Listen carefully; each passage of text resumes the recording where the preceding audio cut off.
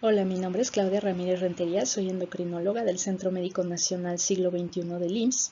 El día de hoy voy a hablar con ustedes sobre los feocromocitomas y paragangliomas. Voy a meterme en algunas cuestiones moleculares y un poquito en lo clínico, ya que pues la clínica es más su área de experiencia. Sin embargo, me gustaría que tuvieran alguna información relevante y novedosa de estos tumores que nos indica por qué deberíamos de darle más atención a estas neoplasias. Empecemos con lo que ya sabemos. Al ser neoplasias, pueden generar datos compresivos, daño local o regional. Son tumores muy vasculares, por lo cual pueden requerir intervenciones muy precisas. Pueden asociarse a hipertensión o daño vascular.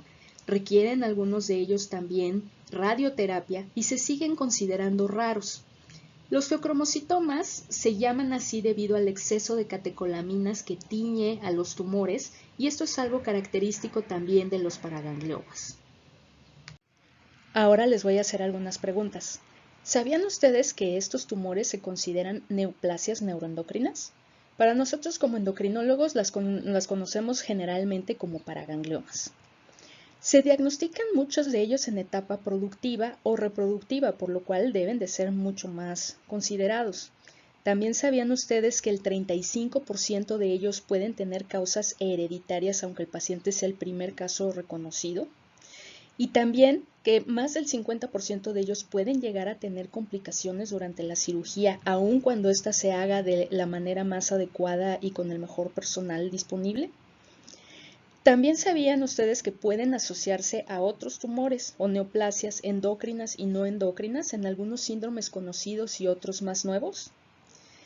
¿Sabían que el daño vascular y metabólico que pueden causar puede llegar a ser permanente y por lo tanto los pacientes requieren una vigilancia de por vida?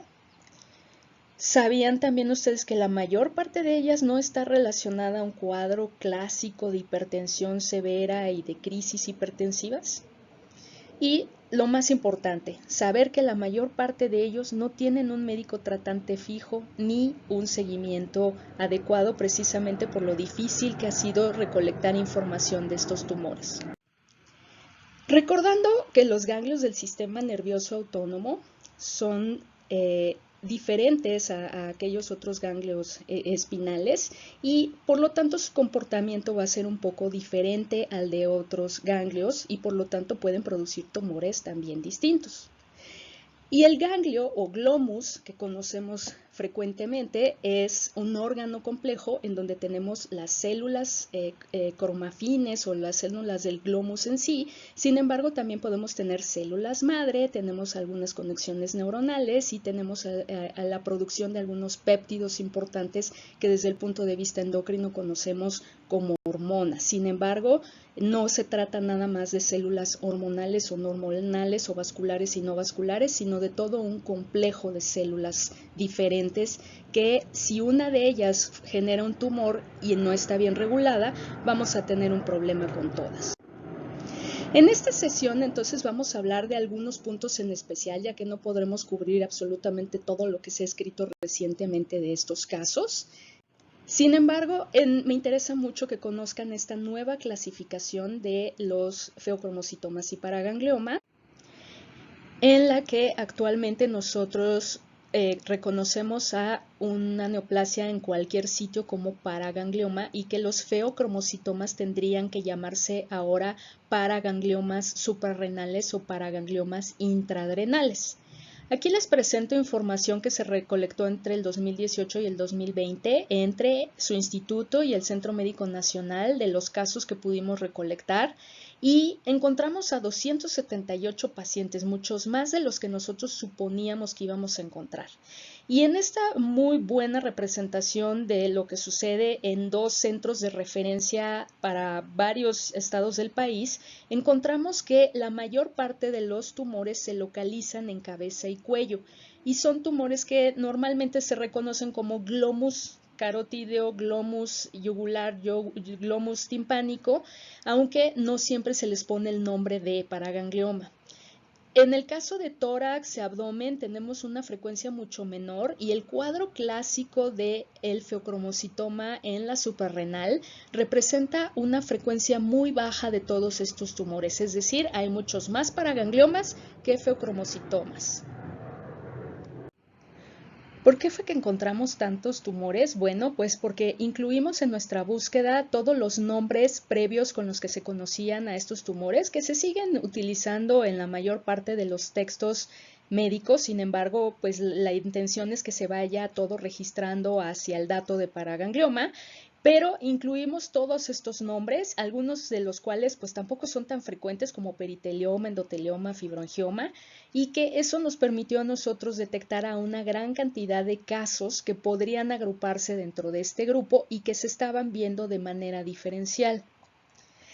El tener a todos los pacientes bajo un mismo nombre, como el de paraganglioma, nos va a evitar tener subregistro de estos casos, va a permitir que los pacientes tengan acceso a tratamientos y sobre todo que se puedan obtener recursos para hacer investigación que tanta falta hace en esta área.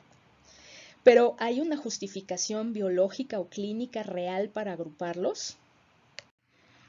Bueno, es importante recordar que aunque son muy variadas en su estructura, hay algunas células que parecen más neuronas o que son incluso neuronas, algunas otras que son glándulas y tienen características más bien hormonales. La característica común entre estos grupos de células agrupadas dentro del término neuroendocrino es que tienen una aferencia neuronal que les permite dar una respuesta rápida desde el sistema nervioso central y responden produciendo un péptido. Algunos de ellos nosotros apenas los estamos reconociendo como hormonas y ustedes los conocen como neurotransmisores. Entonces existía esa desconexión entre el sistema neuronal y endocrino. Sin embargo, pues la respuesta finalmente es un péptido, solamente que cuando está detectado por otras células a nivel local, pues puede ser que la respuesta sea más bien neuronal, y cuando esa distancia es más bien endocrina. Sin embargo, una característica importante de estas células es que pueden generar las dos respuestas. Las células que tienen características predominantemente neuronales, obviamente con funciones neuroendocrinas, son el hipotálamo, el sistema nervioso simpático parasimpático, y las células endócrinas pues son los órganos clásicos que conocemos neuroendocrinos como la hipófisis o el islote pancreático. Sin embargo, también tenemos algunas otras células aisladas que son células neuroendocrinas y que se conocen como un sistema neuroendocrino difuso, que también comparten estas características. Entonces, muchas veces la información que se ha generado por parte de los neurólogos o por parte de los endocrinólogos o incluso por parte de los gastroenterólogos en el sistema gastroenteropancreático, pues había estado desconectada hasta fechas muy recientes. Ahora sabemos que estas células que producen estos gránulos y estos péptidos pueden tener diferentes características dependiendo del tipo de secreción que tienen. Las que son más hormonales tienen unos gránulos más grandes, mientras que aquellos que tienen características neuronales o sinápticas tienen gránulos más pequeños. Sin embargo, las conexiones o la autorregulación que pueden llegar a tener es muy parecida, y la regulación que les comentaba no solamente es a nivel de sistema nervioso o endocrino, sino que también ahora sabemos que tiene mucho que ver con el sistema inmunológico a nivel de todo el cuerpo, pero también local, y eso influye en el microambiente local. Así es que estas células se han relacionado con enfermedades inmunológicas, autoinmunes, a nivel de los diferentes sitios en donde se presentan, no solamente neoplasias.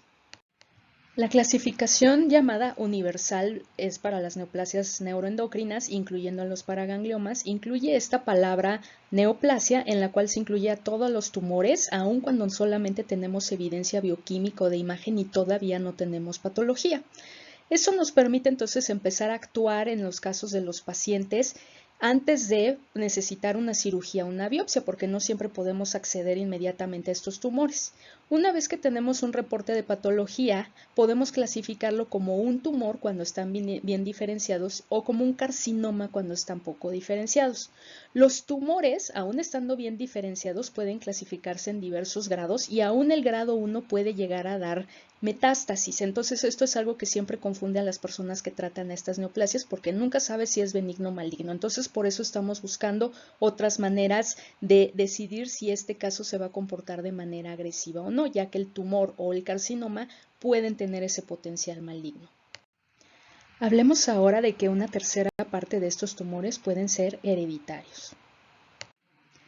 Conocemos algunos síndromes bastante frecuentes como la neurofibromatosis, von Hippel-Lindau, la neoplasia endocrina múltiple tipo 1, tipo 2, que se asocian tanto a feocromocitomas como a paragangliomas. Sin embargo, actualmente estos síndromes clásicos han sido desplazados, ya que en efecto no son tan frecuentes como suponemos, pero se han detectado algunos otros genes como el de la succinato deshidrogenasa y algunas ciclinas importantes que han incrementado el diagnóstico y la idea que tenemos de cómo se comportan estos tumores, tanto así que se están generando nuevos síndromes emergentes, síndromes nuevos de asociaciones de tumores que no conocíamos antes. Algunos de ellos son denominados síndromes de feocromocitoma paraganglioma, ya que son los tumores que producen principalmente, sin embargo pueden asociarse a otras neoplasias. Entonces, ahora sabemos que 2/3 partes de estas neoplasias van a ser esporádicas, pero va a haber una tercera parte de tumores que tendríamos que buscarles un gen para determinar su comportamiento, su pronóstico, el algoritmo de manejo, qué otras neoplasias estaríamos buscando en cada caso. ¿Qué es lo que hacen estos nuevos genes? Bueno, pues se han relacionado a la cadena de electrones que nos permite la respiración celular adentro de la mitocondria. Los genes de succinato deshidrogenasa A, B, C, D y se han descrito incluso ahora hasta la letra F, forman parte de las proteínas en la membrana de la mitocondria que permiten este salto de electrones entre una proteína y otra que finalmente van a permitir que generemos energía y se haga una respiración aeróbica. Entonces, si alguno de estos genes tiene una mutación, pues por supuesto que esta cadena respiratoria no va a ser tan funcional y lo que va a suceder es que la célula va a pensar todo el tiempo que está teniendo hipoxia. En el momento en el que estas células no tienen esta cadena respiratoria funcionando adecuadamente, se echan a andar otros mecanismos para obtener energía, pero pues todo el tiempo está funcionando bajo un proceso de estrés y por lo tanto se pueden agregar algunas otras alteraciones que van a generar un tumor de diferentes características. Entonces, sabemos ahora que existen diferentes alteraciones que pueden suceder en estos genes y que no necesariamente vamos a encontrar la mutación en el DNA de la persona, sino que a lo mejor vamos a encontrar alteraciones en las proteínas o en la información genética que regula estas proteínas, o puede ser que solamente se encuentren a un nivel local. Por esta información es que nos hemos dado cuenta que estos tumores también se relacionan a estados de verdadera hipoxia, es decir, aquellos pacientes que tienen enfermedades pulmonares crónicas, personas que vivimos en la Ciudad de México en alturas mayores a 2000 metros de altura, personas que están expuestas a químicos o alguna otra cuestión que no permita la llegada de oxígeno de manera natural, y en ese proceso de estar funcionando estas proteínas pueden llegar a presentar alteraciones y tumores, pero esos son los que generan a los tumores esporádicos y no son de línea germinal. Ahora ya no hablamos de la enfermedad del 10%. Pensábamos que solamente el 10% de los feocromocitomas eran malignos, 10% eran bilaterales. Estos genes entonces nos han dado a conocer que podemos tener tumores en diferentes sitios, que diferentes porcentajes y todos arriba de 10% van a darnos tumores bilaterales en el mismo órgano, o sea, si son carótidos de los dos carótidas, o en sitios múltiples, o sea, a lo mejor uno yugular y uno carotídeo. Que el fenotipo bioquímico entonces no va a ser siempre el mismo. Algunos van a producir epinefrina, otros norepinefrina, algunos los dos. Y el riesgo de metástasis entonces también es diferente al 10%. Algunos de ellos son casi en todos los casos malignos y de hecho cuando tienen un comportamiento maligno el primer gen que se tiene que buscar es este. Y la herencia también puede ir variando dependiendo del tipo de gen que se trate. Entonces, la funcionalidad, les comentaba, tampoco es algo ya común que sea todos los tumores deben de producir este tipo de hormonas para que los clasifiquemos como un paraganglioma o un feocromocitoma. Existen algunos que son silentes o que son detectados en otras condiciones y, por ejemplo, el 7% de los tumores suprarrenales que se encuentran como un hallazgo en imagen van a ser suprarrenales. Hasta el 50% de los casos se detectan en autopsias y los pacientes nunca tuvieron ningún síntoma, o si lo tuvieron nunca fue evaluado, o también en evaluaciones genéticas cuando tenemos un caso afectado o cuando el paciente tiene algunos otros datos de que se trata de un cuadro sindrómico como una neoplasia endocrina múltiple. Y esto sucede porque se requiere una masa crítica para sobrepasar el metabolismo del tumor, es decir, el tumor sí produce estas catecolaminas, pero en la mayor parte de los casos, incluso en tumores grandes, va a tener la capacidad de degradar estas catecolaminas antes de liberarlos a la sangre y entonces no nos vamos a dar cuenta, no lo vamos a detectar y el paciente no va a tener esos cuadros de hipertensión severa. Sin embargo, pues tenemos que hacer los estudios debido a que en algunos casos sí se pueden estar presentando y sobre todo después de las crisis hipertensivas en aquellos pacientes que las tienen. En los siguientes puntos vamos a hablar entonces de que las nuevas guías de diagnóstico y tratamiento han cambiado también debido a esta información.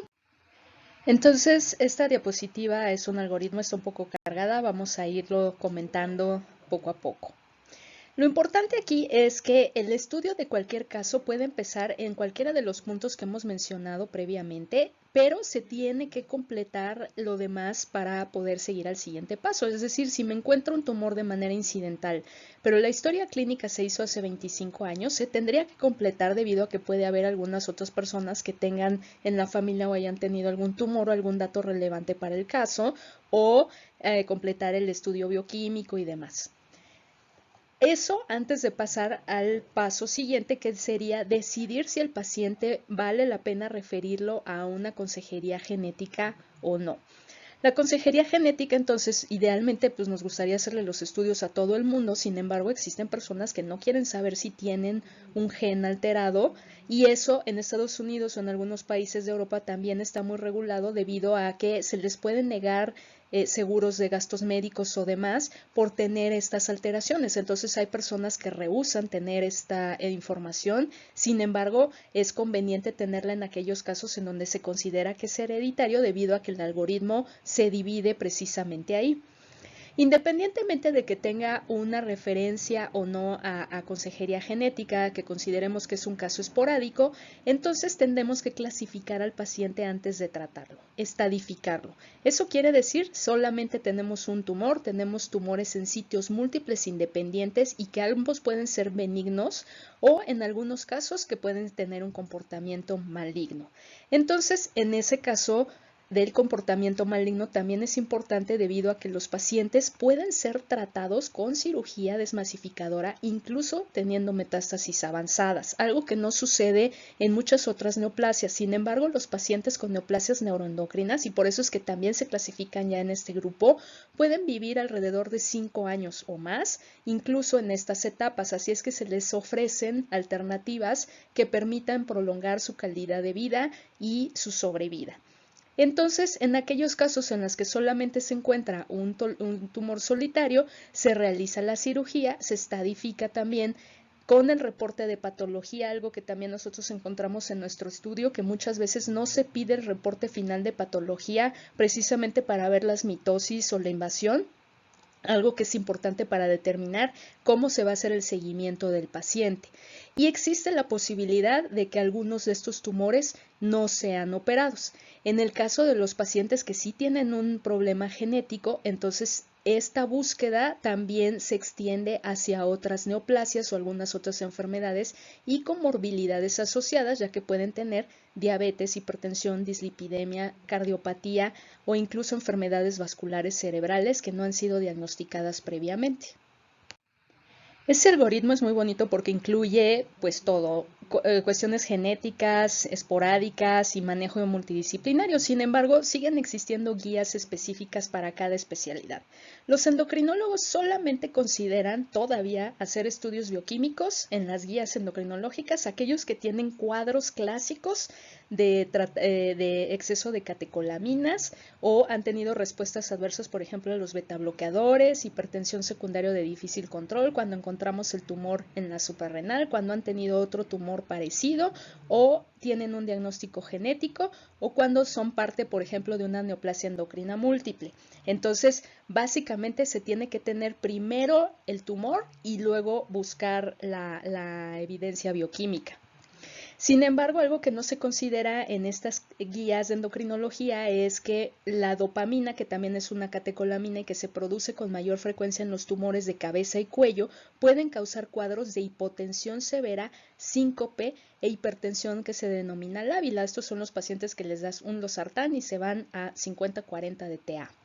Y también que existen algunos otros cuadros que se han asociado a feocromocitomas y paragangliomas que tienen una característica más cardiovascular o que son antecedentes importantes como la muerte súbita o enfermedades familiares en menores de 50 años y que no están registrados en estos cuadros endocrinológicos.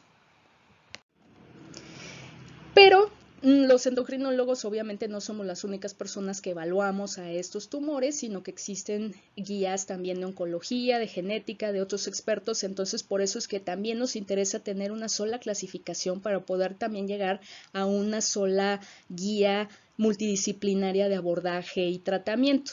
En este caso, las guías de otras especialidades sugieren que los estudios se deben de hacer completos y se tienen que hacer estudios bioquímicos aun cuando el paciente no tenga síntomas hormonales. Si el paciente tiene menos de 45 años, tiene tumores bilaterales, múltiples, metastásicos, gigantes o recurrentes, porque estos son los que se asocian a estos nuevos genes y tienen alta probabilidad de ser silentes, o sea, sí producen la hormona, pero no nos van a dar síntomas hasta que lo metamos al quirófano y le dé la crisis hipertensiva y se choque.